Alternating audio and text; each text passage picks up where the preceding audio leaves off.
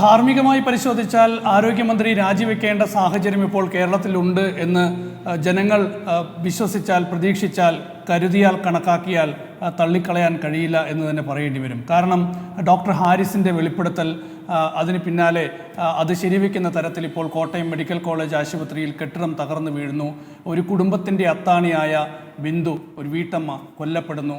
ഇന്ന് ആ കോട്ടയത്ത് നിന്ന് വന്നിട്ടുള്ള ദൃശ്യങ്ങൾ നമുക്ക് കേരളത്തിൻ്റെ ആകെ ദുഃഖമായി മാറുകയാണ്.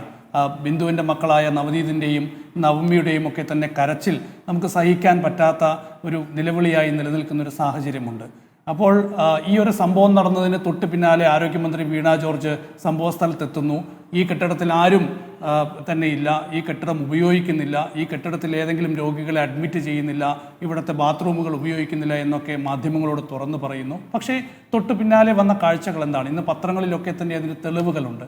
ആ തകർന്നു വീണ കെട്ടിടത്തിലെ, ആ തകർന്നു വീണ ശുചിമുറിക്കരികിൽ നിന്നുള്ള വാർഡിൽ നിന്ന് രോഗികളൊക്കെ തന്നെ അവിടെ നിന്ന് രക്ഷപ്പെടുന്ന കാഴ്ച, അല്ലെങ്കിൽ അവരെ രക്ഷപ്പെടുത്തുന്ന കാഴ്ച, ഭാണ്ഡക്കെട്ടുകളുമായി ആളുകൾ അവിടെ നിന്ന് ഇറങ്ങിയോടുന്ന കാഴ്ച.